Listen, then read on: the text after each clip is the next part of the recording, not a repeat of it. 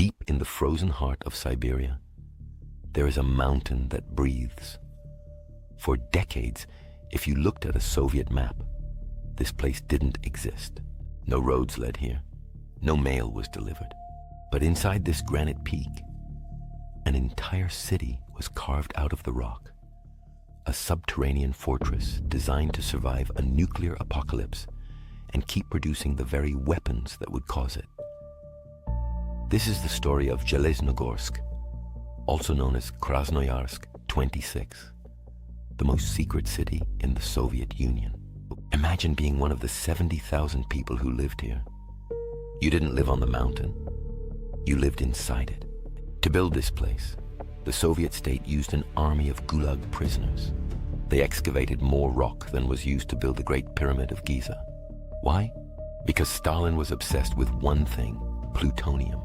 He wanted a factory that was immune to American bombers, a place where the assembly lines would never stop, even if the rest of the world was burning in a nuclear winter. When you entered the mountain, you didn't just walk through a door. You entered a massive, multi-level industrial labyrinth. There were 3 nuclear reactors buried deep underground, cooled by the icy waters of the Yenisei River. The heat generated by these reactors was so immense that it provided the heating for the entire surface city. It was a perfect, self-contained system of destruction and survival. But what was life actually like for the people who called this mountain home? On the surface, it looked like a Soviet paradise. The stores were full of goods you couldn't find in Moscow. The schools were elite. The parks were pristine. But there was a catch. You could never leave. Your existence was a state secret. If you mentioned the name of the city to an outsider, you could disappear.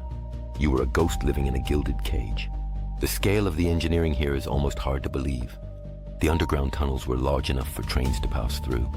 There were vast halls the size of cathedrals, all filled with the humming machinery of the atomic age.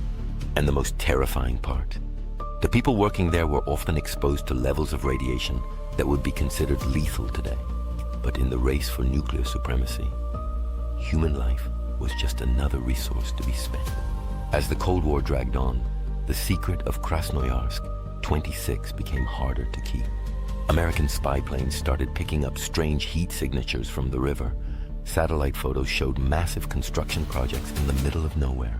Yet the Kremlin continued to deny its existence. It wasn't until the collapse of the Soviet Union in 1991 that the world finally learned the truth about the city inside the mountain. But here's the most surprising part. When the Soviet Union fell, the people of Zheleznogorsk didn't run for the exits. They didn't tear down the fences. In fact, many of them fought to keep the city closed. After decades of living in a protected secret bubble, the chaos of the outside world was more terrifying than the mountain they called home. Today, the reactors are silent. The mountain no longer churns out plutonium for war. But the tunnels are still there. The radioactive legacy is still there. And the city of Zheleznogorsk remains a closed territory, a living monument to a time when a superpower tried to hide an entire civilization inside a rock. It's a reminder of how far a regime will go to protect its secrets, and the incredible, sometimes horrifying things humans can build when they are driven by fear and absolute power. If you think this is the only secret city the Soviets built, you're wrong. There was a whole chain of them, each with its own dark purpose. In our next episode, we're going to a place that was even more secretive, a monastery that was turned into the birthplace of the Soviet atomic bomb. You won't want to miss it.